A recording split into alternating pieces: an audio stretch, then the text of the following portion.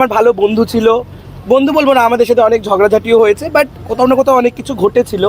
তো আমি সেই জন্য একটা রোস্টিং ভিডিও করেছি, কারণ আমি সমর্থন করিনি। তো সেইটা নিয়েও ব্লক করে দিয়েছে। এর আগেও একবার ব্লক করেছিল আমাকে, মানে আমি ব্লক করেছিলাম, এটা দ্বিতীয়বার ব্লক করেছে। তো সেটা আজকে সকালেই দেখছি, ডিপিটা আর দেখতে পাচ্ছি না। আগের বার আমি ব্লক করেছিলাম, এবারও ব্লক করেছে। সেটা কিসের জন্য কি জানো? না, এটা প্রথমবার যে ব্লগটা করেছিল সেটা খুবই পার্সোনাল রিজন, আমি এখন অবধি কোথাও বলিনি। তো দ্য থিং ইজ হচ্ছে, যেহেতু তোমরা আছো আমি আজকে সত্যিটা বলেই দিতে চাইছি। সেটা হচ্ছে আমি আজ থেকে 3-4 বছর আগে ওর বাড়িতে গেছিলাম শুটিং করতে একটা ভিডিও আমার। তো আফটার শুটিং ও আমাকে হ্যারাস করেছিল সেক্সুয়ালি, আমাকে যৌন হেনস্থা করেছিল। তো সেইটার পরে আমি ব্লক করে দিচ্ছিলাম। এই ঘটনা আমি কখনো বলিনি, আমি হয়তো লাইভেও আসতে পারতাম এই ঘটনা নিয়ে, কিন্তু কখনো আমি স্বীকার করিনি এই ঘটনাটা। কারণ হচ্ছে আমি ভেবেছিলাম না, হয়তো ও নেশা করে ভুল করে ফেলেছে। কিন্তু তারপরে সব সত্যিগুলো যখন বাইরে এসে আমার মনে হলো যা বলে দেওয়াটা দরকার, এবং আজকে আমি তাই বলে দিচ্ছি। সেই ট্রমাটিক দিনটার কথা আমি এখনও মানে আমাকে হন্ট করে। তো সেই জন্য আমি কি বলবো আর, মানে তো আবার চেয়ে তারপরে হয়তো অনেকবার ক্ষমা চেয়েছিল আমার কাছে, এখন আবার আমাকে মানে ব্লক করে দিয়েছে, যেহেতু আমি আবার ওকে নিয়ে মজা করেছিলাম।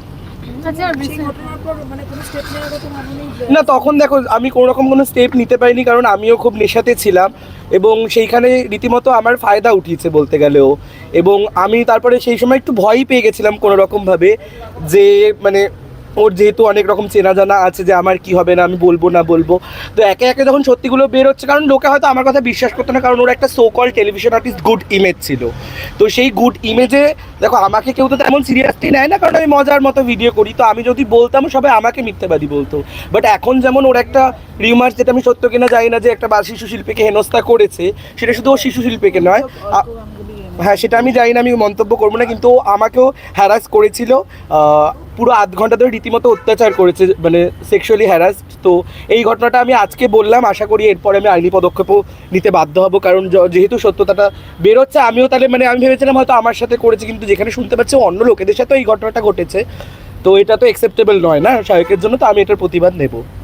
আচ্ছা, এটা তো মানে কতদিন আগে ভুল হয়েছে, সকলে মানছে, কিন্তু একজন দেখো এই যে সেম ঘটনাটা আমি অনেক ফরেনে ঘুরি, আমার সাথেও হয়েছে, আমিও হয় ভুল করে না জেনে খেয়ে ফেলেছি। তা বলে এইটা নিয়ে কন্টেন্ট বানিয়ে আমিও হয়তো পারবো না, আমিও ভুলভাল জিনিস নিয়ে কন্টেন্ট করি। আমি ইন্দোনেশিয়ায় গেছিলাম, ওখানে বুফে ছিল। আমি বলবো না যে এটা অনেকে বলছে যে না বুঝে কি করে গোটাটা খেলে, আমিও না বুঝতে পারিনি, আমিও ভুল করে বিফ খেয়ে ফেলেছিলাম, আমার বন্ধুরাও খেয়ে ফেলেছিল, কেউ বুঝতে পারিনি, ওটা স্ম্যাশড ছিল। এবার ওটা আমি ফরেন কান্ট্রি ছিলাম, ইন্দোনেশিয়ায় গেছিলাম, ওখানে ওরা নর্মালি বিফ খায়, ওখানে ওদের যে রিলিজিয়নে বিফ অ্যালাউড আছে। তো সেইখানে আমিও ভুল করে খেয়ে নিয়েছিলাম, তারপরে ওয়েটার এসে আমাকেও সরি বলেছে যে ভুল করে ওটা দিয়ে দেওয়া হয়েছে।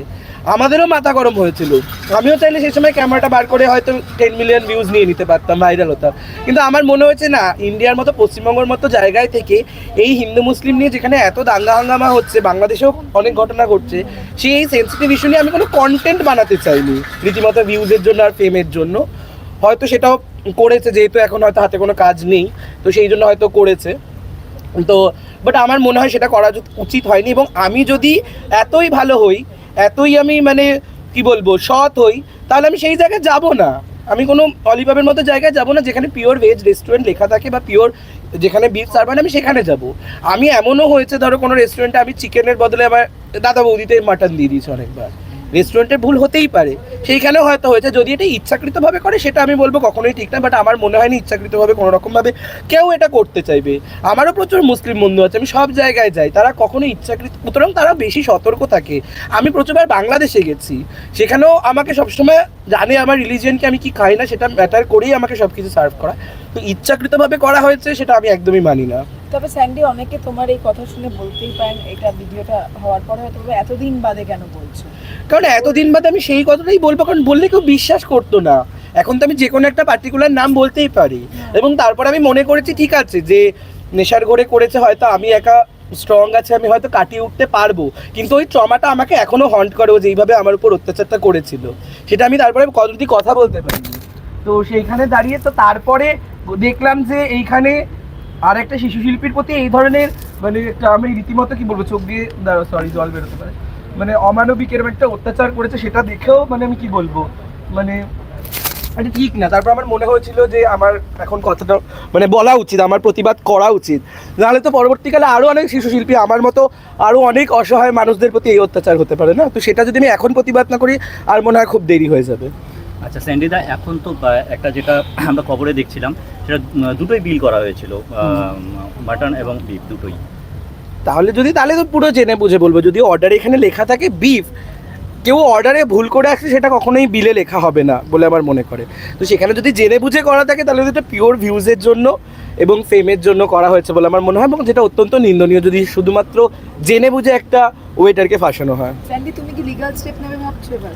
দেখ- কারণ এরপর আরো কমেন্টে আসবে। দেখো, এবার আমি অনেকটা সাহস জুগিয়ে যখন এত বছর বাদে আমি ঘটনাটা নিয়ে বলতে পেরেছি, তো আশা করি এইবার আমি আইনিভাবে, এবার যেহেতু বহু বছর হয়ে গেছে, তো আমি আমার তরফ থেকে যতটা প্রতিবাদ করার স্টেপ নেওয়ার এবার চেষ্টা করবো। অবভিয়াসলি যেহেতু আমি সাহস পেয়েছি এবার, তো আশা করি আইনেরও আমি এবার দ্বারস্থ হব এবং আমি আমার ন্যায় বিচার মানে চাইবো এবার আমি পুরো সবার কাছে। Thank you thank you. কি বলছো? যে দেখো, আমাকে কেউ তো তেমন সিরিয়াসলি নেয় না, কারণ আমি মজার মতো ভিডিও করি। তো আমি যদি বলতাম সবাই আমাকে মিথ্যাবাদী বলতো।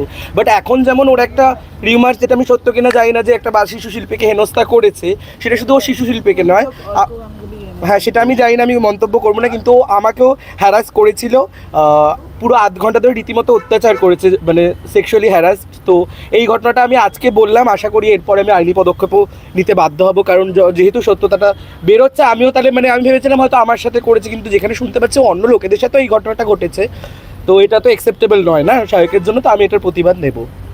আচ্ছা, এটা তো মানে কতদিন আগে?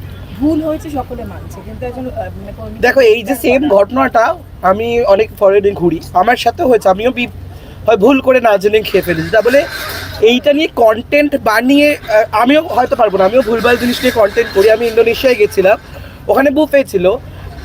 আমি বলবো না যে এটা অনেকে বলছে যে না বুঝে কি করে গোটাটা খেলে, আমিও না বুঝতে পারিনি, আমিও ভুল করে বিফ খেয়ে ফেলেছিলাম, আমার বন্ধুরাও খেয়ে ফেলেছিল, কেউ বুঝতে পারিনি, ওটা স্ম্যাশড ছিল।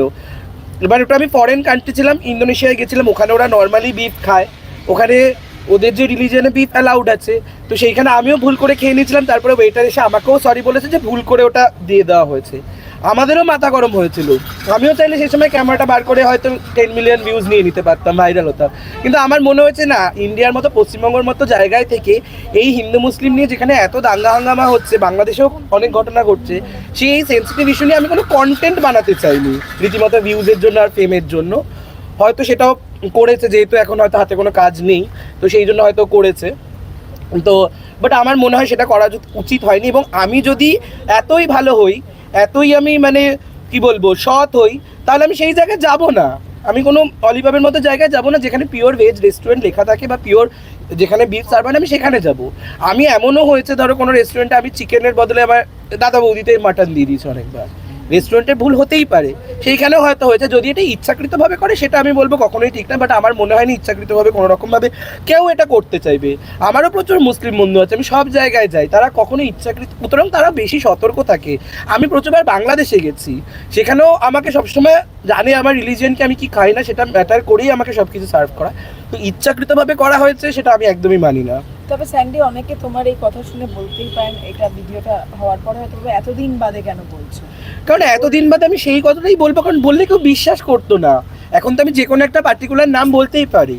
এবং তারপর আমি মনে করেছি ঠিক আছে, যে নেশার ঘরে করেছে, হয়তো আমি একা স্ট্রং আছে, আমি হয়তো কাটিয়ে উঠতে পারবো, কিন্তু ওই ট্রমাটা আমাকে এখনো হন্ট করে, ও যেইভাবে আমার উপর অত্যাচারটা করেছিল, সেটা আমি তারপরে যদি কথা বলতে পারি। তো সেইখানে দাঁড়িয়ে তো তারপরে দেখলাম যে এইখানে আর একটা শিশু শিল্পীর প্রতি এই ধরনের মানে একটা আমি রীতিমতো কি বলবো, চোখ দিয়ে সরি জল বেরোতে পারে, মানে অমানবিক এরকম একটা অত্যাচার করেছে, সেটা দেখেও মানে আমি কি বলবো, মানে এটা ঠিক না। তারপর আমার মনে হয়েছিল যে আমার এখন কথাটা মানে বলা উচিত, আমার প্রতিবাদ করা উচিত, নাহলে তো পরবর্তীকালে আরও অনেক শিশু শিল্পী আমার মতো আরও অনেক অসহায় মানুষদের প্রতি এই অত্যাচার হতে পারে না। তো সেটা যদি আমি এখন প্রতিবাদ না করি আর মনে হয় খুব দেরি হয়ে যাবে। আচ্ছা স্যান্ডিদা, এখন তো একটা যেটা আমরা খবরে দেখছিলাম সেটা দুটোই বিল করা হয়েছিল, মাটন এবং বিফ দুটোই। তাহলে তো পুরো জেনে বুঝে বলবো। যদি অর্ডারে এখানে লেখা থাকে বিফ, কেউ অর্ডারে ভুল করে আসছে সেটা কখনোই বিলে লেখা হবে না বলে আমার মনে করে। তো সেখানে যদি জেনে বুঝে করা থাকে তাহলে এটা পিওর ভিউজের জন্য এবং ফেমের জন্য করা হয়েছে বলে আমার মনে হয়, এবং যেটা অত্যন্ত নিন্দনীয় যদি শুধুমাত্র জেনে বুঝে একটা ওয়েটারকে ফাঁসানো হয়। স্যান্ডি, তুমি কি লিগ্যাল স্টেপ নেবে ভাবছো এবার? দেখ কারণ এরপর আরো কমেন্টে আসবে। দেখো এবার আমি অনেকটা সাহস জুগিয়ে যখন এত বছর বাদে আমি ঘটনাটা নিয়ে বলতে পেরেছি, তো আশা করি এইবার আমি আইনিভাবে, এবার যেহেতু বহু বছর হয়ে গেছে, তো আমি আমার তরফ থেকে যতটা প্রতিবাদ করার স্টেপ নেওয়ার এবার চেষ্টা করবো অবভিয়াসলি, যেহেতু আমি সাহস পেয়েছি এবার। তো আশা করি আইনেরও আমি এবার দ্বারস্থ হব এবং আমি আমার ন্যায় বিচার মানে চাইবো এবার আমি পুরো সবার কাছে। Thank you thank you. কি কি বলছো?